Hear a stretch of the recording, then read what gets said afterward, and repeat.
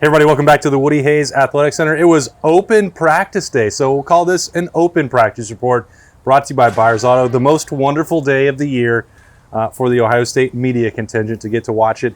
Thanks to the Big Ten Network for bringing in their cameras and broadcasting it so that everybody else gets to tag along as well, and we get to talk about it. That's Spencer Holbrook, Tim May, Jeremy Birmingham. I am Austin Ward. And as usual, let's start with the quarterbacks. Even though this situation, the battle has basically been resolved, C.J. Stroud almost certainly going to be the starting quarterback still for the Buckeyes, as we've been saying for quite some time. But as Ryan Day confirmed earlier in the week, today was a load management day, Berm. Light work, not throwing the football, not great timing for anybody who wanted to watch him lead the team with the first string out there for the Buckeyes. But every time they still needed it for a team session and go hand it off, it was still him being out there. So I guess nothing. What to read into it? I don't know. Maybe just a good day for the backups. When they went to the teach periods, where they go out there and learn install stuff, he was still the first one. It's just one of these new parts of the world of athletics, right? Load management is not something any one of us had ever heard about when it came to sports up until the last 3 years, and here we are. And I guess it doesn't matter. They weren't in full pads. They weren't hitting today. There wasn't any of that anyway, so it kind of had a walk-through feel most of the day anyway. But I think the interesting thing to watch is the battle for the number 2 spot. At this point, we can all reasonably assume that C.J. Stroud is the guy as the starter. But, you watch it, and we had an opportunity today to see 95% of the reps go to Kyle McCord and Jack Miller, and that itself made it worthwhile being out here for us. And so who made the most of those, Spencer? Well, I thought, you're always going to be wowed when Kyle McCord throws the deep ball. I mean, we watch the deep ball throws, and he just looks different. The ball just pops out of his hand. I thought Jack Miller actually had a really good day today. We've seen him at times during these open periods where he just flat out hasn't looked the greatest compared to going against C.J. Stroud and Kyle McCord, but I thought he had a really good day. I think it kind of gives Ohio State a reason to debate on who's the backup quarterback. I still think it's going to be Kyle McCord going out there. If C.J. Stroud were to go down, or if they're up by 30 in the second half, who's the second quarterback? Probably still Kyle McCord, but Jack Miller, gave me a reason to at least say this is still a competition on who might be the backup when that backup is needed. Load management, man. That's what airplane pilots have to do to make sure everything's balanced, et cetera. And I'm just curious about what's going on with C.J. Stroud, only from the standpoint of the Big Ten Network was here, why he didn't get to throw more. But the flip side of it is some people were basically reporting later he didn't throw it all. I mean, I watched him throw 2 or 3 deep balls in that deep ball session. He did throw some. But we don't need to talk about anybody else's reporting, Tim, because our Lettermen Row story said that he threw deep balls early on. So, so where else do people even need to go? Stick with LettermenRow.com. We'll even tell you who was and wasn't in the showed out in the scrimmage the other day, and some people. But anyway, you mean accurately, because everyone can say what they think might have happened. Right. Well, but to report it as fact is another deal. But that's past that. You and I are always getting into fights, so let's go ahead and get into one. Now I'm just let's do it. Let's do it, Austin. But can't wait. I agree. Yeah. I mean, we got to see Quinn Ewers throw a couple of passes today in some little in team not really team situations, but in some of those quarterback drills and stuff.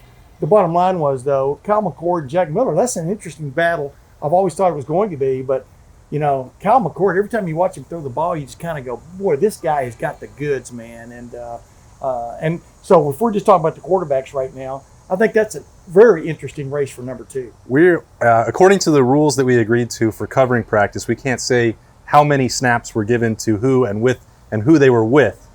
I will just say it was pretty clear to me today that Kyle McCord is the backup quarterback. Well, see, now you're saying it without saying it. No, I'm not saying who got however many. I'm just saying to me it was clear that Kyle McCord is the backup quarterback for this team. And if they had to, some would say that. If they had to get to September 2nd and something were to happen with C.J. Stroud that was more severe than load management, I don't think that there's any question that Kyle McCord would be the quarterback of this team. Yeah, I mean, I agree, and I think that today, though, is about load management for a lot of guys. I mean, we were looking around, okay, where's he? I mean, this is the one thing I think that people can look at and say, what could derail Ohio State from a 5th straight Big Ten championship? And the only thing I think, talent-wise, across the league being what it is if the Buckeyes can't put their best players out there. And today, when we're watching the first-team defense, and Marcus Williamson wasn't out there, Cam Brown wasn't out there, Sevin Banks wasn't out there, Jerron Cage wasn't out there. There's a lot of guys that weren't out there, and you start to wonder how much of that is load management, how much of that is the Buckeyes trying to make sure that the younger guys get reps. But, there's a lot of question marks, and we talked about it yesterday on the defensive line. Zach Harrison not out there. There's just all these little things that we're waiting here going, okay, is that going to be a lingering thing, or is that just a part-time, fix? Training camp is long, and so all those people that you named, and, question, when is Thayer Munford going to be ready to go? And Ryan Day says hopefully next couple days. As you said, Zach Harrison, Jerron Cage, go through the list. Cam Brown. We knew that Cam Brown was always supposed to be on a pitch count dating back to the first day of practice. You saw Seven Banks during some parts of practice today go off to the side field and make sure that he was fully ready to go. So, these guys, whether that's C.J. Stroud or, Dallas Gant, they're more intent on getting to September 2nd instead of just an old school, 3 a day, go grind them into dust. That's not the way of the world. But I'll tell you what, man, I'd be interested to see throwing these guys, these modern day players, into those 3 a days. I mean, those were grinds personified. I mean, it was like ridiculous. And, the grind of training camp, they practice for 2.5 hours. That's all you get to do is one a day now and stuff. And this isn't the grind anywhere near it used to be, but that doesn't mean that during those 2.5, these guys aren't going big time. And that's what sets it apart. When as that old line, iron sharpens iron. But I mean, these guys really believe in that, and they really get after each other. And like Ryan Days would like to stand up there and say, hey, look, guys, you're going to have some guys go down. You're going to have some guys get banged up. What matters is September 2nd at Minnesota. I thought I was setting you up for a Junction Boys reference. But but I mean, how crazy was that to run off half the football team, or the Dirty 30 at Iowa State when John Cooper was there? I mean, I'm not sure what good that does anybody. I think this entire load management thing is maybe a good thing for the backups because, just like in quarterbacks, you got to see Kyle McCord and Jack Miller throw a few balls more than they probably would have if C.J. Stroud was out there. Denzel Burke got more reps. Legend Cavazos was out there making plays. You saw the various wide receivers. All of them, they were just rotating guys in. Ty Hamilton was making plays out there left and right. I mean, that guy, I'm going to give Berm some credit from yesterday. That guy looks like he's ready. And so I think when you look at this we defense... just have to keep doing this all month? I don't know. I don't mind it. Okay. When you look at this entire defense, when you talk about load management, it just makes this unit look even deeper because you start rolling through these guys who not at linebacker, not at linebacker, but in the secondary and on the defensive line, you look who's out there and you're like, well, maybe there is a starter that's over there, but also that guy, he could push for a starting job, and so it just makes you see the depth on the defensive line in the secondary. But everybody should keep in mind this was more or less a full speed walkthrough today. I mean, they weren't full pads. I mean, things like that. You did get to see maybe DeJuan Jones have, like we were talking about, having a little bit of a problem with catching some guys off the edge, speed rush things, different things like that. I mean, I thought DeJuan played pretty well from what I saw. I think what matters most at this moment is he's still in there with that first team line. I mean, that looks like the line. And with Matthew Jones stepping in. I mean, I thought like a couple of weeks ago we were watching Matthew Jones. He looked a little forlorn. I mean, like, the train had moved on. And I think just Thayer Munford being down is giving him a little bit of a thrust there. And I think it's good for everybody, like he's talking about. I mean, I'm more interested in who the backup quarterback is right now than I am the starter. Agreed? Well, and coming out of this today, I think that's obviously an important battle looking at the future. But what you're talking about with DeJuan Jones and Matt Jones, we broke that down a little bit, that it's an interesting race because it's for that fifth spot, not necessarily for the right tackle spot.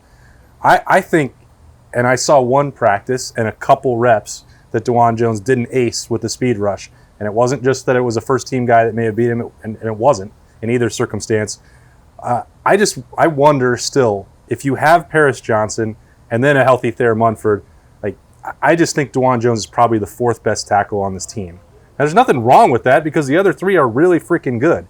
I just have a hard time thinking if Matt Jones is coming on, maybe you're going to wind up back on September 2nd with Nicholas Petit-Frere and Thayer Munford at tackle, because I don't know, if it were me, and Greg Studow and Ryan Day know way more about it and Kevin Wilson than I do, I just, in my mind, I have a hard time getting there that's the best 5 unit. I think if you want to lean on a team, sure. Yeah. I mean, that's a good lineup they're throwing out there right now. And I think they want to lean on Minnesota. That's the message I'm getting. And, you're right. I mean, it'll come out in the wash. I mean, I agree with you. I think their two best tackles are the guys you're talking about, Thayer and Nicholas Petit-Frere.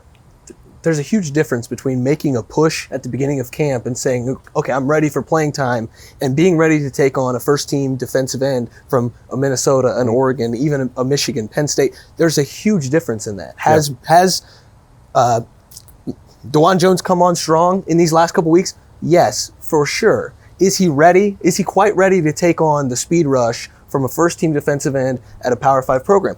I don't know.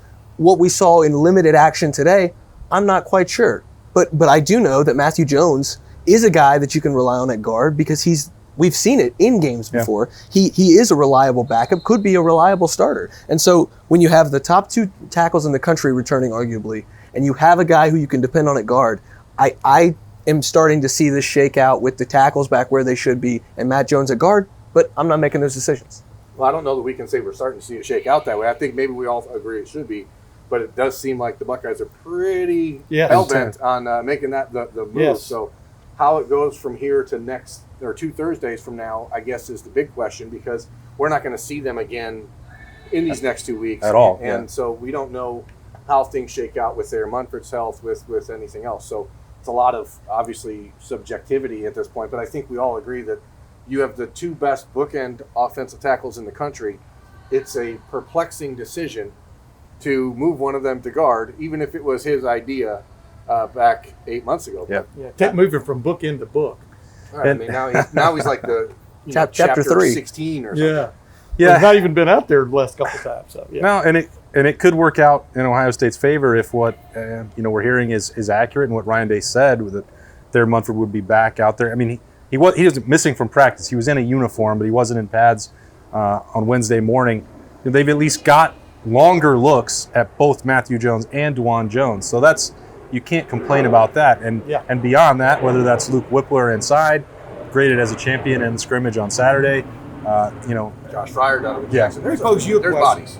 Because you and I, we were kind of talking to some guys, but what do you think the Big Ten Network guys got out of this? I mean, they've been around, pretty much around the league now, and I'm thinking they're sitting here going, because, I've watched some of their reports and stuff, and I'm winking and nudging here, because I think they think that this is a loaded football team. I'm talking about Ohio State, maybe basically a cut above anybody else in the league. Don't you get the same Well, I think feel? it goes to what Berm was talking about with the talent across the league and defending the title for that 5th, winning it for the 5th time. Ohio State can beat virtually every team in this league with their second team. I'm not covering any new ground. They've out-recruited everybody else in this league by leaps and bounds.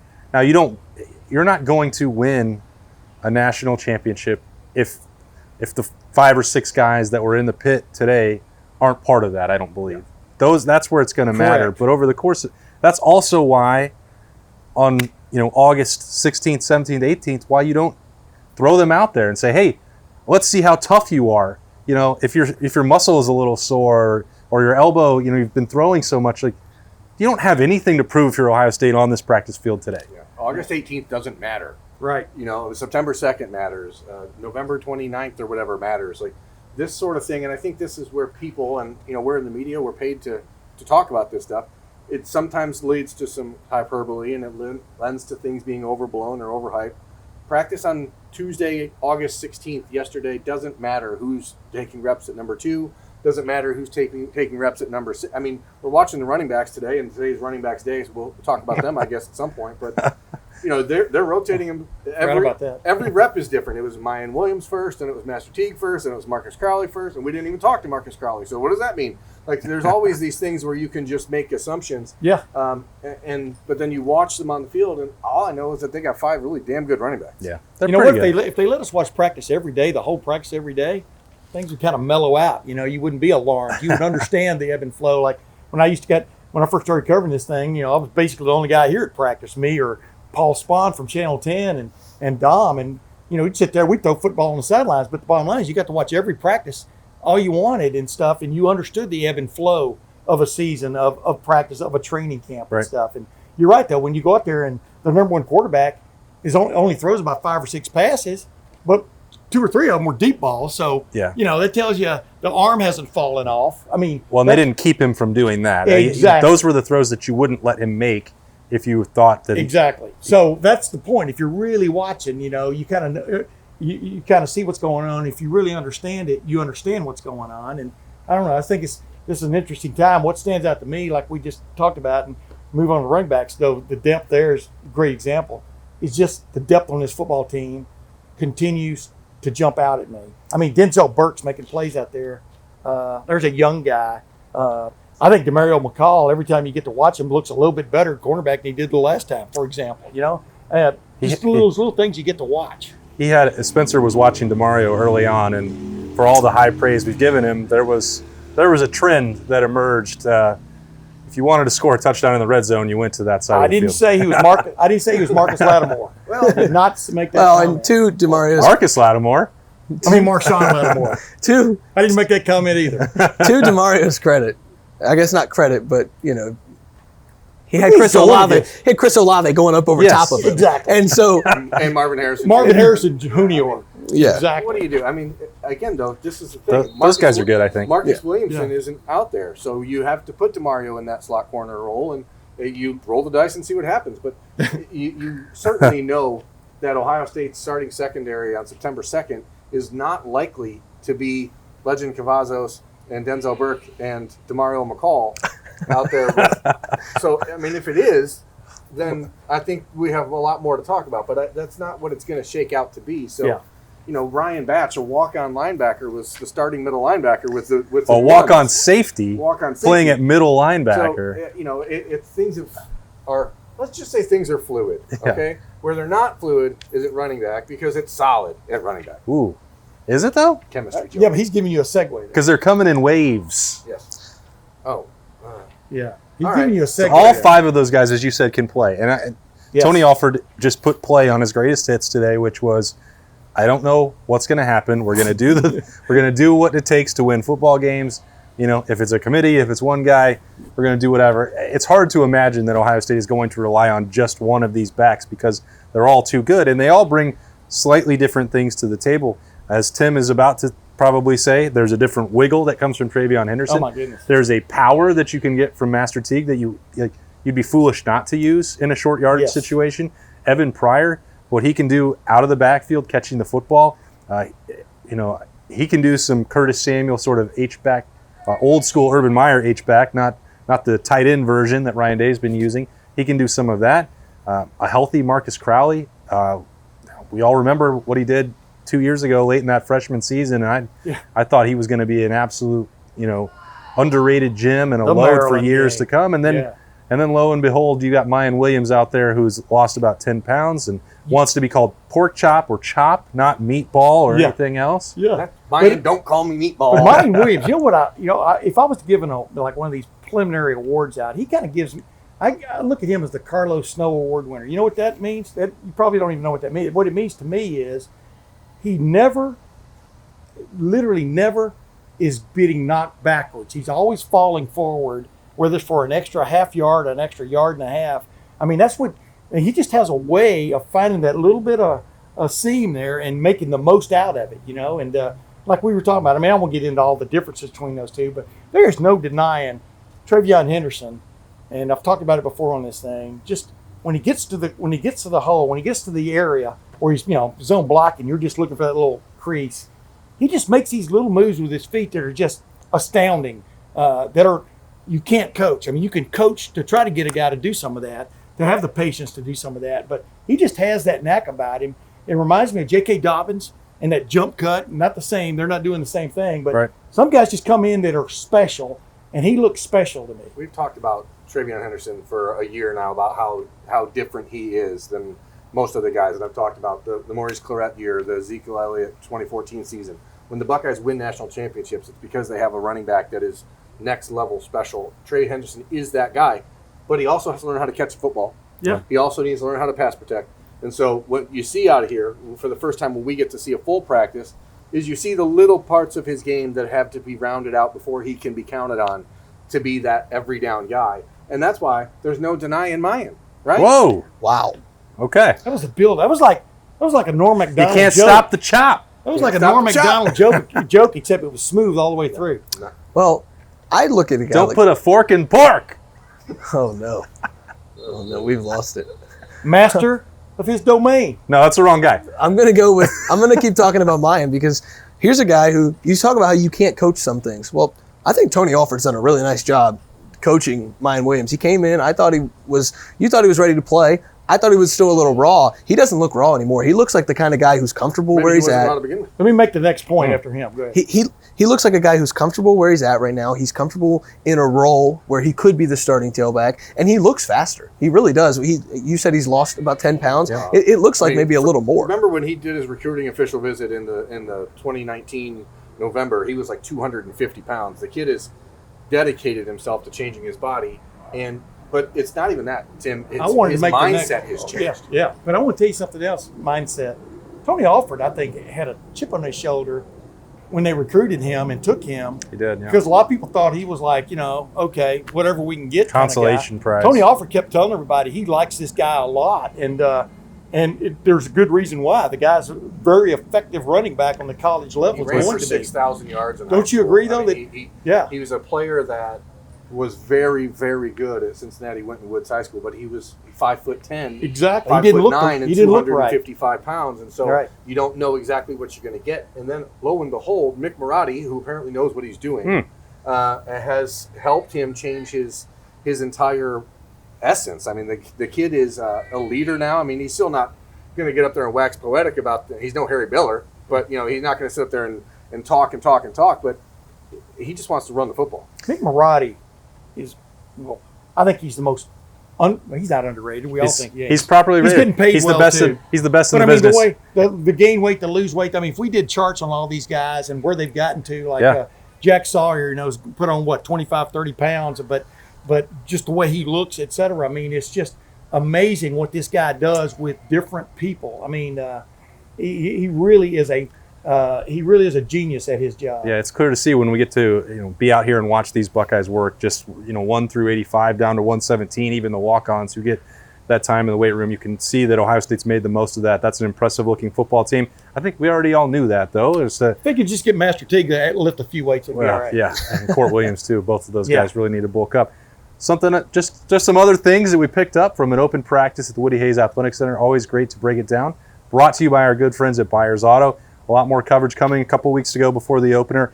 You can find all that at lettermenrow.com. That's Spencer Holbrook, Tim May, Jeremy Birmingham, and I am Austin Ward. Stay with us for full coverage of the Buckeyes all year.